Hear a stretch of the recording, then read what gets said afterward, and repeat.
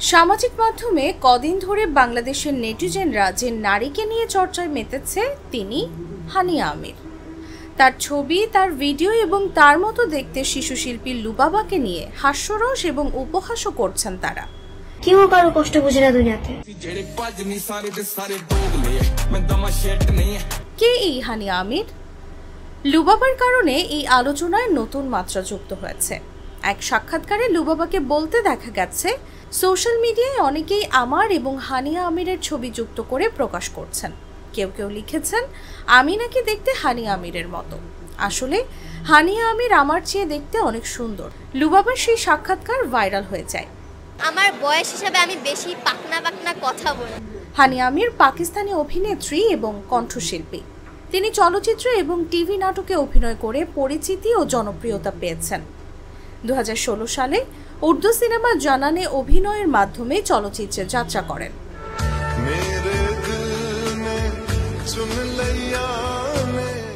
2017 সালে comedy cinema নাম মালুম আফরাদ 2, 2018 সালে যুদ্ধের সিনেমা পরওয়াজ হ্যায় জুনুন এবং 2020 সালে রোমান্টিক সিনেমা ইশকিয়াতে অভিনয় করেছেন হানিয়া আমির।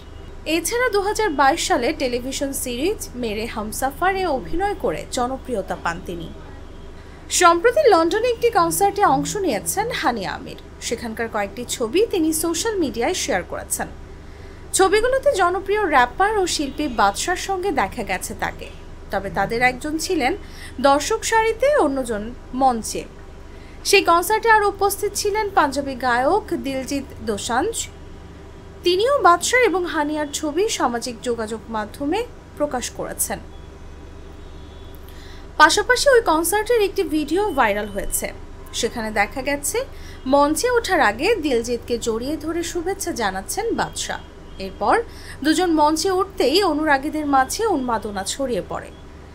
দিলজিতের পোস্ট করে একটি ছবিতে দেখা গেছে কনসার্টে একদম প্রথম সারিতে বসে আছেন হানিয়া। তিনি সবার সঙ্গে উল্লাস করছেন। বাদশাকে মঞ্চে দেখে তার চোখে মুখে মুগ্ধতা ছড়িয়ে পড়েছে। এই ছবি দেখে দিলজিতের এক অনুরাগী লিখেছেন, বাদশা হানিয়ার প্রেম নিয়ে দীর্ঘদিন ধরেই গুঞ্জন শোনা যাচ্ছিল, এবার তা সত্য বলে প্রমাণিত হলো। কিছুদিন আগে এক সাক্ষাৎকারে বাদশার সঙ্গে প্রেমের গুঞ্জন নিয়ে হানিয়া আমির খোলামেলা কথা বলেছিলেন।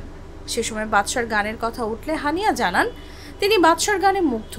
এই সময় হানিয়া বাদশার গাওয়া তার প্রিয় কিছু গানের কথাও উল্লেখ করেন।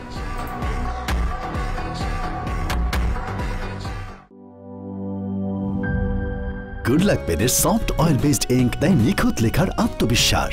Good luck pen, make your lakh.